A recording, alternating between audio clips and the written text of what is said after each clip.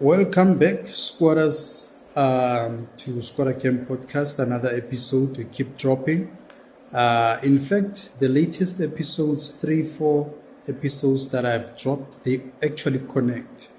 And the people of this country, South Africa, they have actually celebrated the Freedom Day, and everything now it's over now. We come to our senses to have a closer assessment on actually what is happening versus the mood of the country.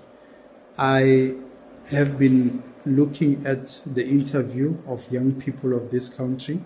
I'm part of the youth of this country, and voluntarily so, we are the people who feel something must be done. Nobody has told us to do something or to say something. I personally had that feeling that something is not right with my country.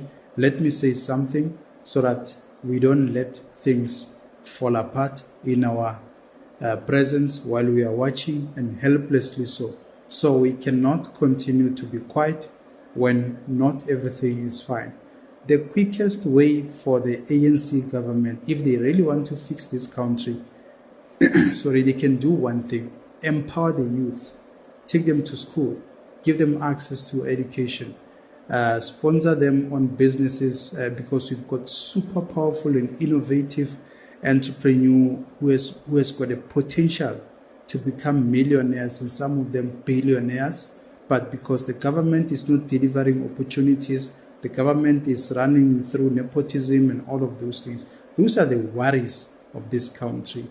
Watch this video and tell me, maybe I was naive, but at the same time, when I look at the mood, when I look at how the youth react to these kind of issues, then I can see that, oh, we've got the same feeling. We actually are well aware that no, something is not right with our government. Let's watch this short interview. It's going to be very short, and then we're going to engage later after this. Herald the official end of racial segregation and oppression of apartheid. Let's further unpack the significance of this day from the youth's perspective. We're joined by Siphilangenkosi Dlamini, President of the South African Youth Business Chamber, and Tuto Mashile, SASCO NEC member. Good to have you both, and thank you very much for coming on this afternoon. Siphilangenkosi, let me begin with you. When you hear the acting President Gwede Mantashe saying, well, look, it's not all that bad. 80% of the population is what would have been served before 1994. Post 1994, every member of the population now gets services from this government. Is that something that gives you some degree of consolation that certainly things are changing, or is there still a sense of things are getting worse? Thank you for having us. To start with, the acting president's statement is very concerning for a government that has been in power for more than 3 decades, particularly because South Africans do not want handouts.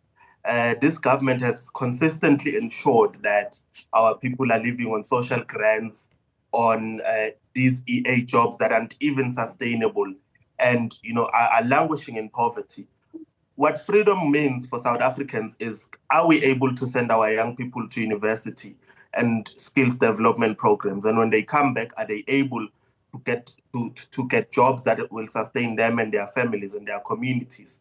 So for us, it is the same old song that has been sung by this government for the past 30 years. And we really demand better as the young people of this country who the future belongs to. Yeah, Tuto, building a new society, I suppose, is what the acting president says we must have in mind, a society where it belongs to all who live in it. Is that a reality for many communities, especially where young people reside? Thank you very much and greetings to your viewership. Well, unfortunately, this is not the lived reality for a lot of young people in communities, especially in townships and rural areas. We still have young people that are sitting here in these places unemployed, that do not even have proper access to basic services. The infrastructure is dilapidating, and the only thing that really young people can entertain themselves with in such areas is alcohol and substance and partake in substance abuse. So it's not easy to just assume that we can build this new society when so many people are still left behind.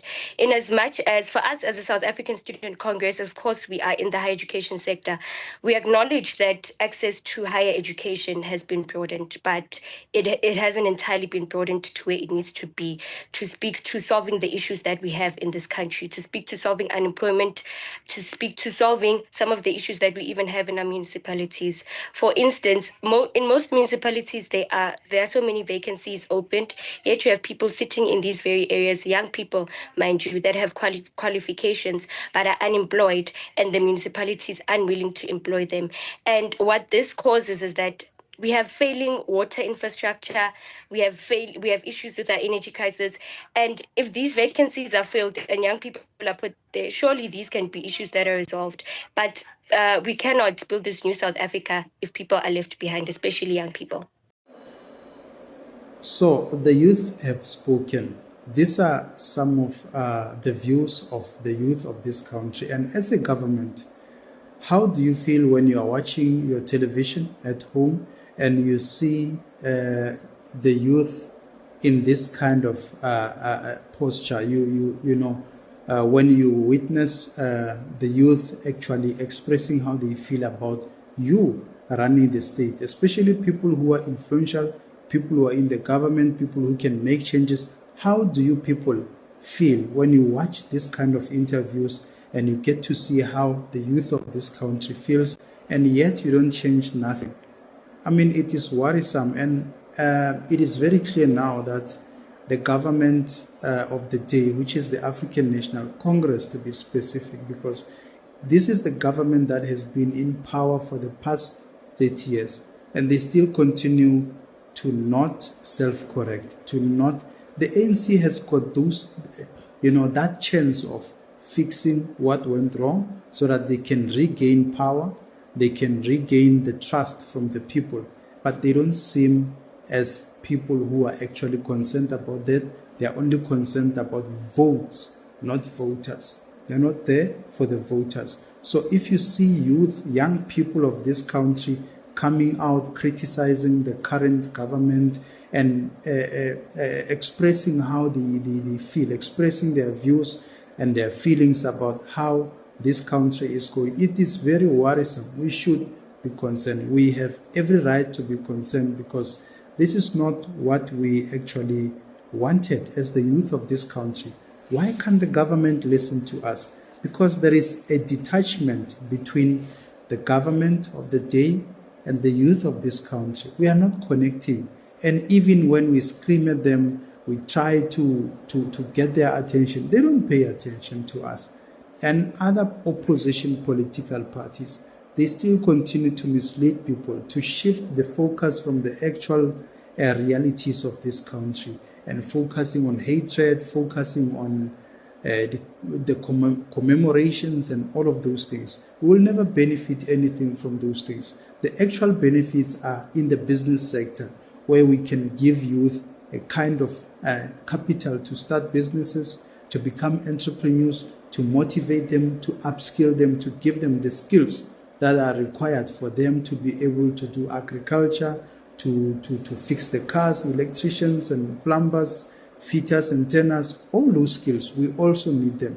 And also to help the youth to go to varsity and study politics, study administration, governance, whatsoever. So the government is not really coming to the party when it comes to these issues. That is why we see a youth of this country which is despondent, which is about to lose hope. And now it's not really like we are much more focused on complaining. Every day we complain, the government is not doing this. I've actually, on my previous episode, mentioned that we cannot survive on freebies. By the way, we don't want free things. We want the government to give us opportunities in this country, fairly so, irrespective of race or anything. Let them scrap all these racist policies of the triple BE and other policies which are maybe targeting and accommodating certain ethnic groups, because they still continue to feed themselves, they still continue to accommodate themselves,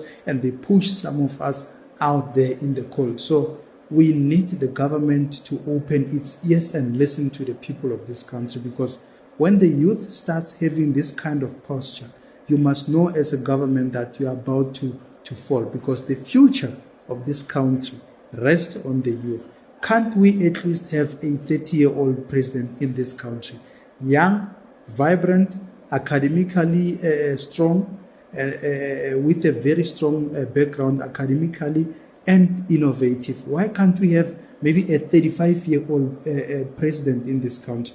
You know, we need to shift from this notion that a president should be someone who's 65 years, who's 70 years, because these old people, they are old-fashioned, they've got nothing new, they've got nothing to offer, and they continue to do their own thing there.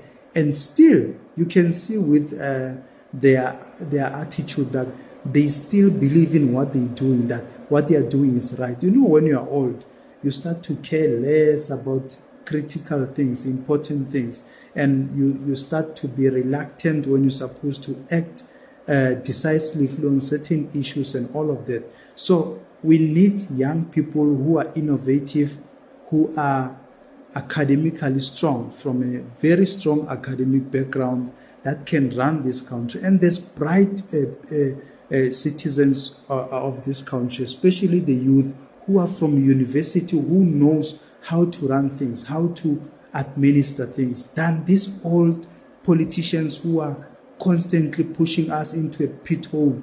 You know, there's no progress at all. And as the youth of this country, we feel like we should take over and run this government as much as we feel like, and we change things, because we know the complaints, we know the issues of the youth, because we spend 90 to 95% of our time in townships, in squatter camps. We know what is needed in this country. So why can't we go and challenge the government and make them know that this is what we want, and if they don't want to do this, then we're going to vote them out.